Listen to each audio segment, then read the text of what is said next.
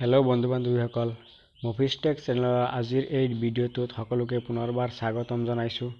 বন্ধু বান্ধৱীসকল, যিসকলে মোৰ আগৰ ভিডিঅ'টো চাইছে তেওঁলোকে হয়তো গম পাইছে যে অসমৰ বাহিৰত থকা লোকসকলক অসম চৰকাৰে অসমত অনাৰ কাৰণে এটা নম্বৰ জাৰি কৰি দিছিল। সেই নম্বৰটোত মিছ কল দিলে সকলোৰে মোবাইলত এটা মেছেজ যাব। এই মেছেজটোত এটা লিংক থাকিব। লিংকটোত ক্লিক কৰি এটা ফৰ্ম ফিল আপ কৰিব লাগিব। সেই ফৰ্ম ফিল আপটো কৰাৰ পিছতহে আপুনি অসমত আহিব পাৰিব। যিসকলে ভিডিঅ'টো চাইছে তেওঁলোকে আৰু চাব নালাগে। যিসকলে এতিয়ালৈকে ভিডিঅ'টো চোৱা নাই তেওঁলোকে ডেছক্ৰিপশ্যনত লিংকটোত যাই ভিডিঅ'টো চাই ল'ব। মিছ কল দিয়াৰ পিছত যিসকলৰ মেছেজ আহিছে তেওঁলোকৰ এটা লিংক দিয়া আছিল। লিংকটোত ক্লিক কৰি প্ৰথমে কি কৰিব লাগে, এটা ৰেজিষ্ট্ৰেশ্যন কৰিব লাগে।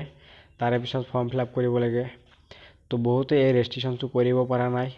সেইকাৰণে চৰকাৰে আজিৰ পৰা কি কৰি দিছে, এই ৰেজিষ্ট্ৰেশ্যন প্ৰচেছটো উঠাই দিছে। নতুনকৈ এতিয়া ডাইৰেক্ট ফৰ্মটো ফিল আপ কৰিব দিছে। যিসকলৰ মেছেজ আহিছে তেওঁলোকে মেছেজত থকা লিংকটোত ক্লিক কৰিব, আৰু যিসকলৰ এতিয়ালৈকে মেছেজ অহা নাই তেওঁলোকে ডেছক্ৰিপশ্যনত থকা লিংকটোত ক্লিক কৰিব।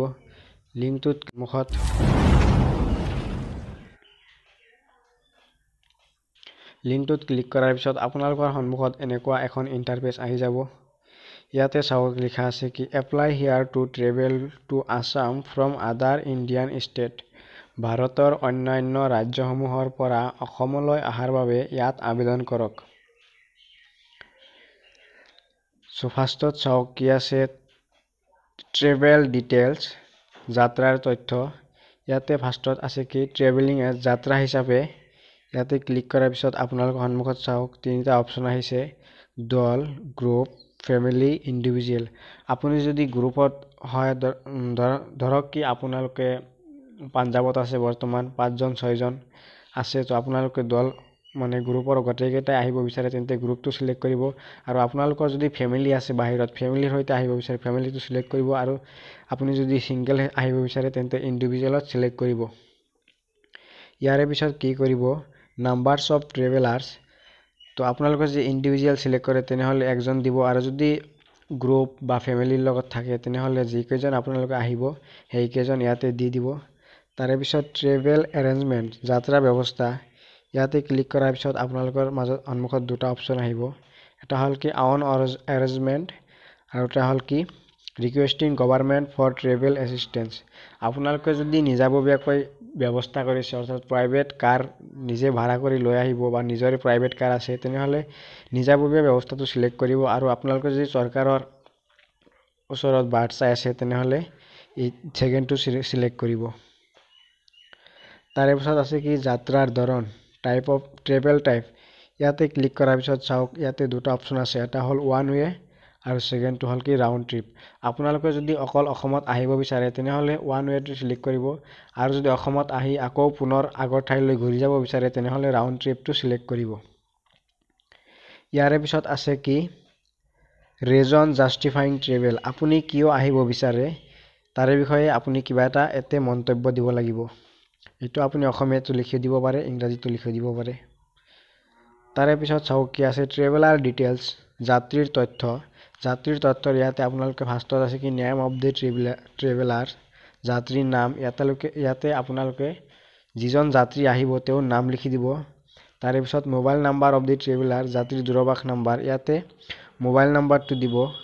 তাৰে পিছত ইমেইল। এটা কথা লক্ষ্য কৰক, ইয়াতে চাওক কি কিছুমানৰ অপশ্যনৰ লাষ্টত কি আছে ষ্টাৰ মাৰ্ক এটা আছে। যিকেইটা ষ্টাৰ মাৰ্ক আছে এইকেইটা মেণ্ডেটৰী, এইকেইটা আপোনালোকে দিবই লাগিব। ইয়াতে ইমেইলত কিন্তু ষ্টাৰ মাৰ্ক নাই। আপোনালোকে ইমেইলটো দিলেও হ'ব নিদিলেও হ'ব। যিসকলে দিব বিচাৰে বা আছে দি দিব, আৰু নিদিলেও কথা নাই। তাৰে পিছত ইয়াতে আছে কি কেটেগৰী অফ ট্ৰেভেলাৰ্ছ, যাত্ৰীৰ পেচা। ইয়াতে ক্লিক কৰাৰ পিছত আপোনালোকৰ 5টা অপশ্যন আহি যাব, tourist, pilgrim, student, patient, others. আপোনালোকে যদি পৰ্যটক হয় তেনেহ'লে ফাৰ্ষ্টটো ক্লিক কৰিব তীৰ্থযাত্ৰী, ছাত্ৰ ছাত্ৰী, ৰোগী, অন্যান্য। আপোনালোকৰ নিজা হিচাপমতে এইটো চিলেক্ট কৰি দিব।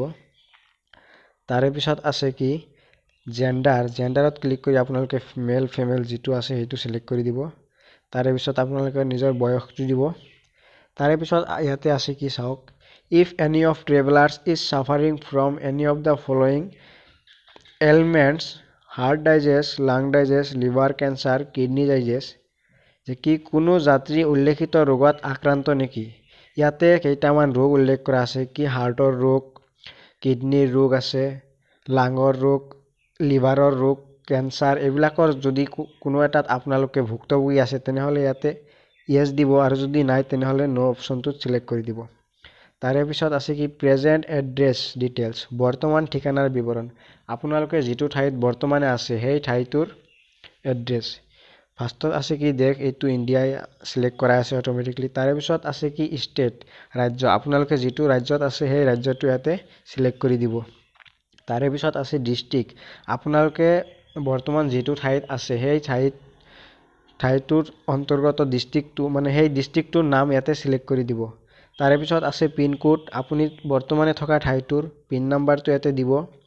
আৰু তাৰে পিছত পুলিচ ষ্টেচন, আপোনালোকে যিটো ঠাইত বৰ্তমান আছে সেই ঠাইটো কোনটো থানাৰ অন্তৰ্গত সেই থানাৰ নামটো ইয়াতে উল্লেখ কৰি দিব। তাৰে পিছত address to which you are travelling to, আপুনি যাত্ৰা কৰিবলগীয়া ঠাইৰ ঠিকনা। আপুনি অসমৰ যিটো ঠাইত আহিব বিচাৰে সেই ঠাইটোৰ ঠিকনা ইয়াতে দিবলৈ কৈছে।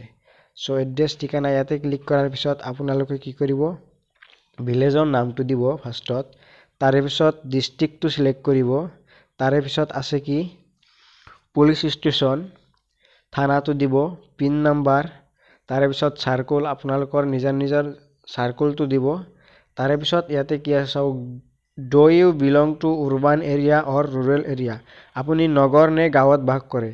তো যিসকলে গাঁৱত বাস কৰে তেওঁলোকে তেওঁলোকে ৰুৰেল চিলেক্ট কৰিব আৰু যিসকলে টাউনত বাস কৰে তেওঁলোকে উৰ্বানত চিলেক্ট কৰিব। তাৰে পিছত কি আছে ডিক্লেৰেশ্যন। ডিক্লেৰেশ্যনত আপোনালোকে চাওক ইয়াতে কি লেখা আছে, that details submitted above are true and correct to the best of my knowledge and belief, and I undertake that if anything is found untrue, I shall be liable for punishment, penalty as per law. I will abide by all health related instruction issued from time to time.